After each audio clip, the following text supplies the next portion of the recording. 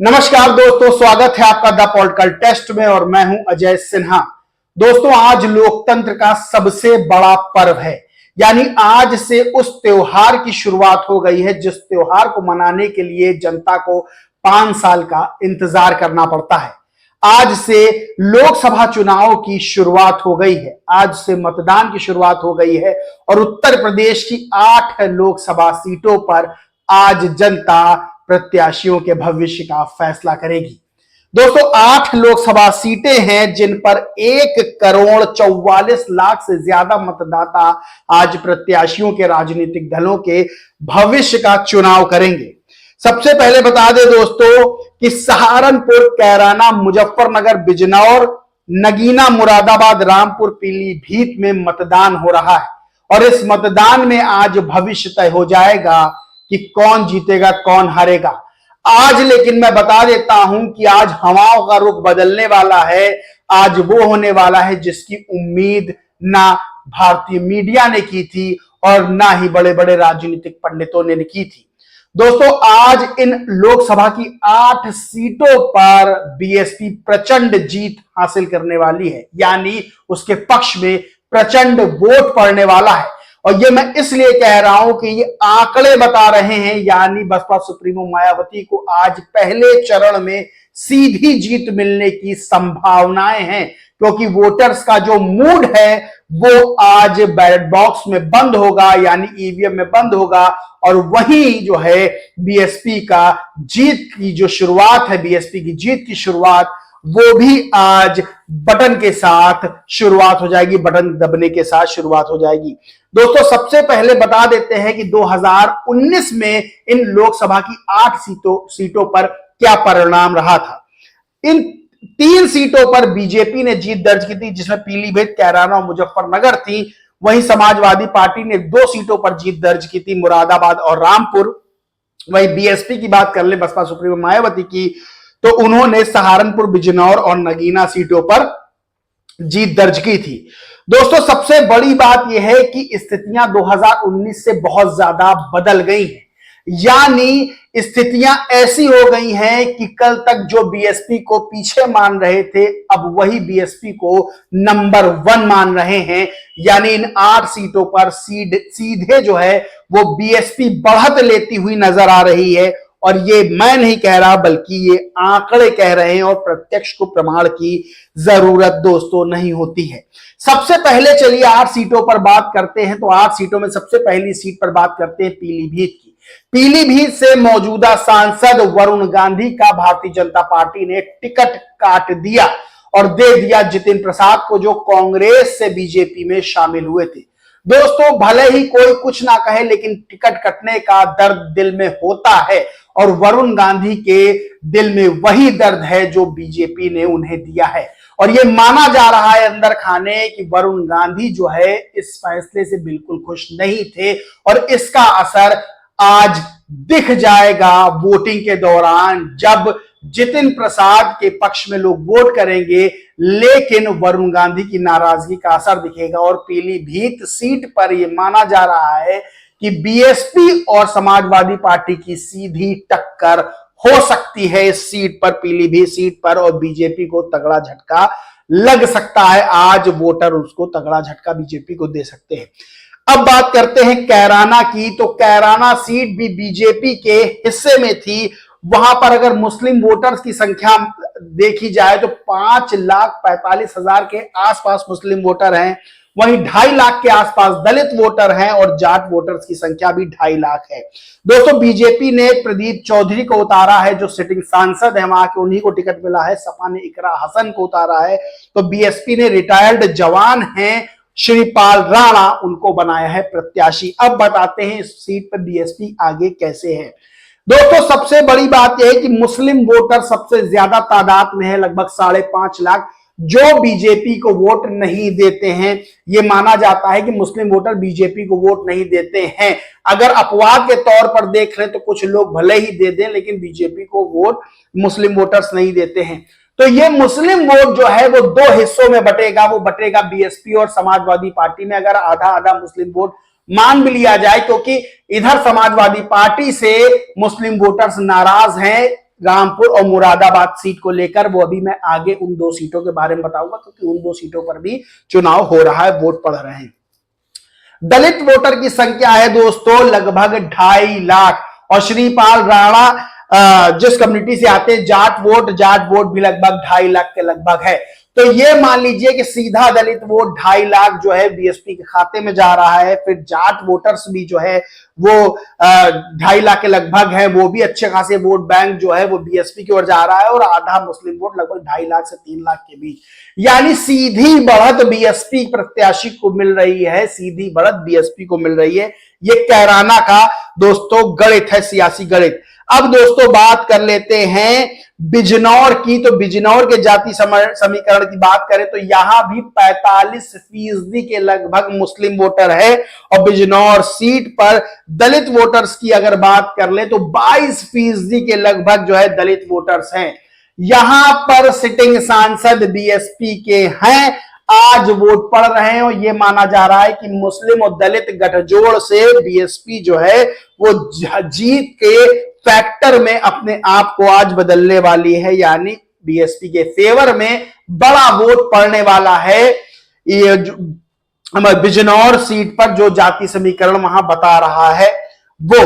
अब बात करते हैं दोस्तों मुजफ्फरनगर की। तो मुजफ्फरनगर में 16 लाख लगभग मतदाता हैं, और यहां पर आरएलडी से बीजेपी से संजीव बालियान केंद्रीय मंत्री, उनको टिकट मिला है। और बड़ी बात मुजफ्फरनगर की दोस्तों यह है कि यहां पर लगभग जो है वोटों का अगर हिसाब देखें तो 39% के लगभग मुस्लिम वोटर हैं, और 14% के लगभग दलित वोटर हैं दोस्तों। और यहां पर ठाकुर गुर्जर के अलावा, ठाकुर और गुर्जर की बात करें लगभग 10-10% के आसपास वोट बैंक इनका भी है। अब सबसे बड़ी बात कर ले कि संजीव बालियान की। तो संजीव बालियान जो है 2019 में उन्होंने आरएलडी प्रमुख स्वर्गीय अजीत सिंह को हराया था दोस्तों। सबसे बड़ी बात है कि आरएलडी और बीजेपी साथ साथ है, लेकिन जो स्वर्गीय अजीत सिंह को हार मिली थी उसकी टीस जो है वो जाटों में है, आरएलडी के कार्यकर्ताओं में है। तो माना जा रहा बड़ा झटका संजीव बालियान को इस सीट पे आज वोटर दे सकते हैं। दूसरी चीज, संगीत सोम जो है बीजेपी नेता, बड़े धाकड़ नेता हैं, वो भी संजीव बालियान से नाराज हैं, बहुत बेहद नाराज हैं। उनके मीडिया में बयान भी सामने आ चुके हैं।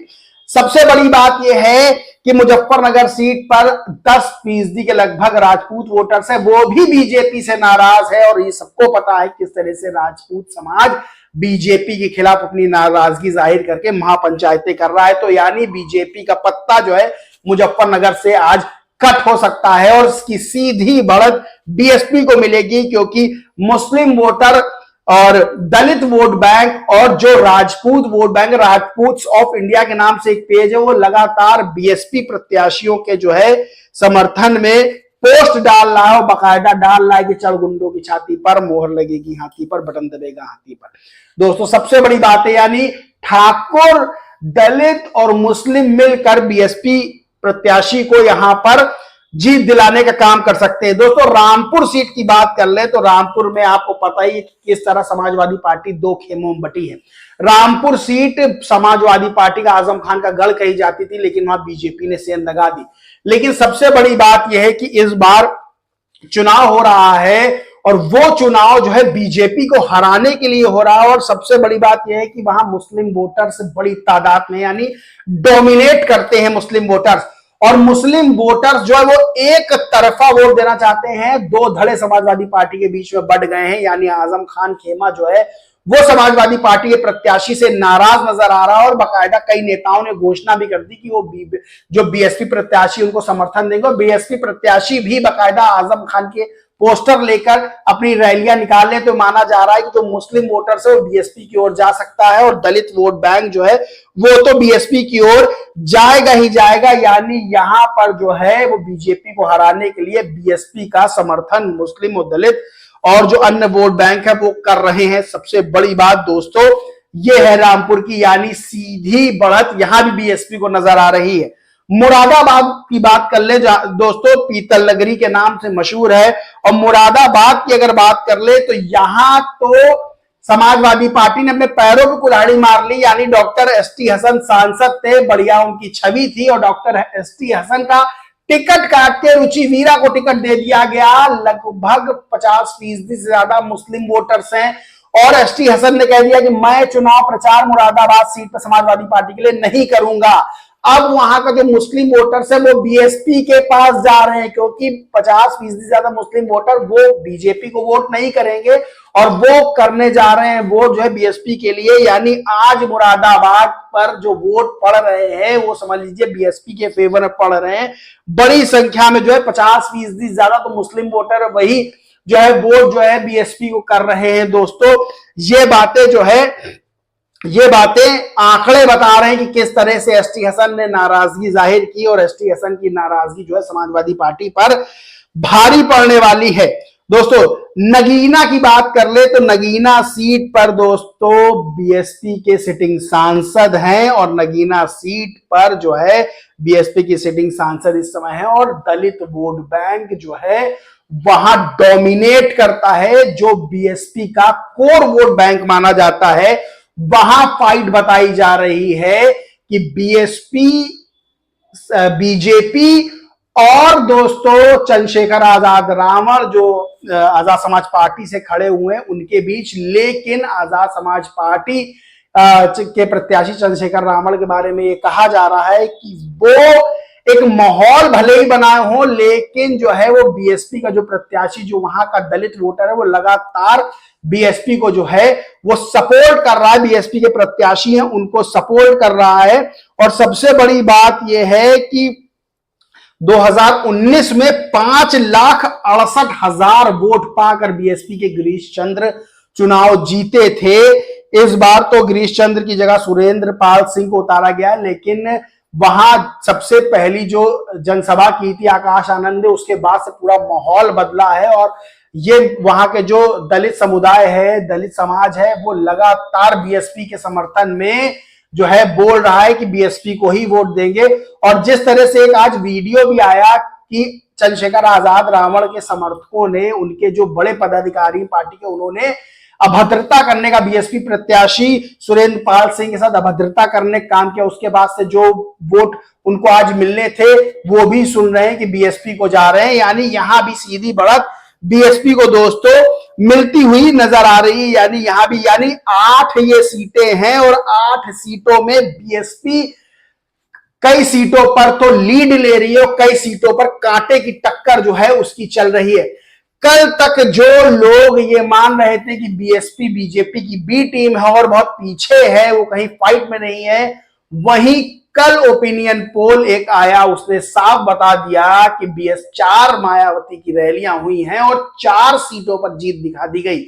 यानी ये समझिए कि एक रैली जहां करी वहां 1 सीट अंदर आई, ये हिसाब चल रहा है। और अभी 40 से 50 रैलियां बसपा सुप्रीमो मायावती करेंगी।